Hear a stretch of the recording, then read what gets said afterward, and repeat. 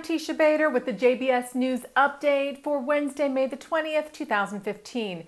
Two Israeli border police officers were lightly to moderately injured this morning in what appears to have been a deliberate vehicular terror attack.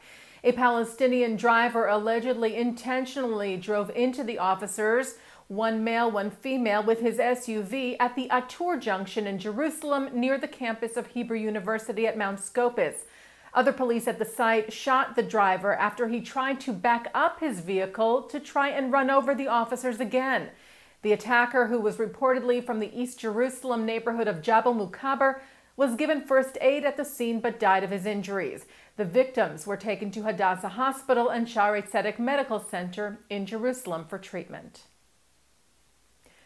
Newly appointed Deputy Foreign Minister Tzipi Hatoveli met with visiting Foreign Policy Chief of the European Union, Federica Mogherini, today.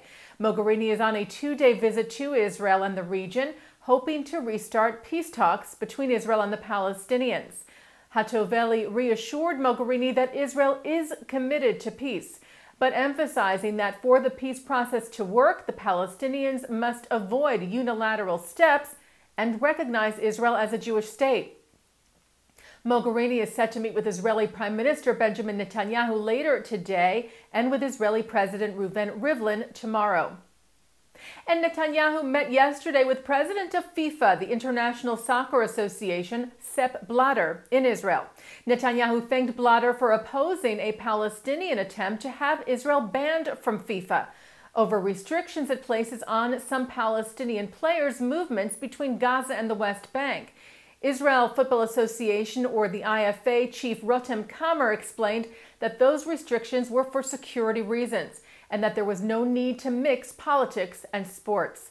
In their meeting yesterday, Blatter and Netanyahu were said to have discussed ways to ease tensions in the matter, and the FIFA chief told Netanyahu that the IFA has not violated any statutes and should not therefore be suspended from FIFA, something he expressed to Palestinian Football Association President Jibril Rajoub in Ramallah today. But the Times of Israel reports that at a joint press conference with Blatter, Rajoub today said that the proposal to ban Israel would stay on the agenda of the upcoming FIFA Congress. And staying with Netanyahu, the Prime Minister ordered Israel's Defense Minister Moshe Yaalon to cancel a proposed plan that would have ultimately prevented Palestinian workers from traveling home to the West Bank on Israeli buses.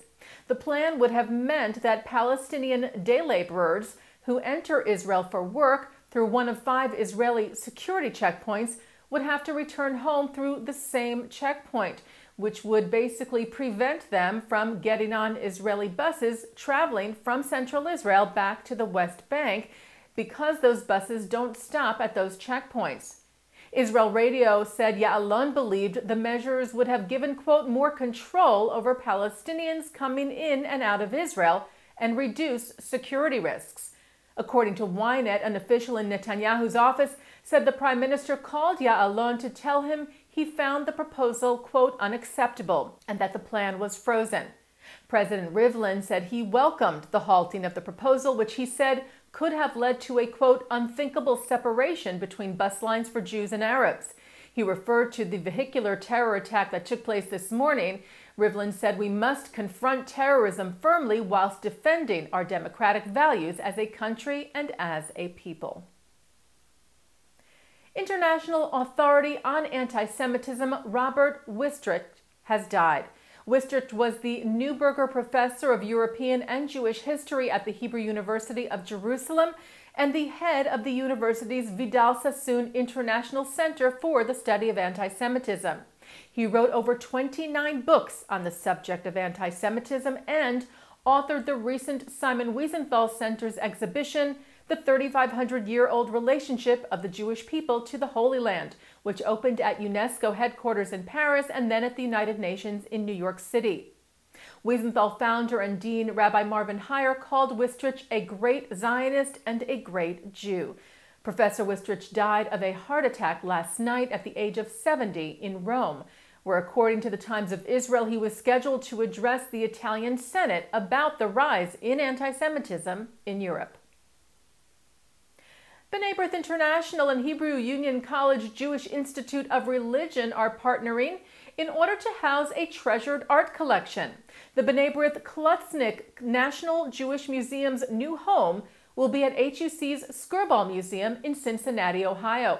Skirball Director Abby Schwartz said acquiring the historic collection, which includes secular and sacred fine and decorative arts and social documents, creates, quote, unprecedented opportunities for community engagement on local, regional, national, and international platforms. And turning now to our programming for tonight, Wednesday, May the 20th, at 7 o'clock, the Jerusalem Unity Prize ceremony in memory of the 3 slain teenagers, Eyal Yifrach, Gilad Shar, and Naftali Frankel. At 8 tonight, Erwin Kula and Douglas Rushkoff speak on the role of Torah in modern life. And at 9, Professor of American Jewish History at Yeshiva University, Dr. Jeffrey Guruk, talks about the history of Orthodox Judaism in America. And coming up right after this newscast tonight on In the News, Malcolm Hoenlein of the Conference of Presidents explains the error made by the Vatican in a recent document signed with the Palestinian Authority. And that's the JBS News Update for Wednesday, May the 20th, 2015. I'm Teisha Bader.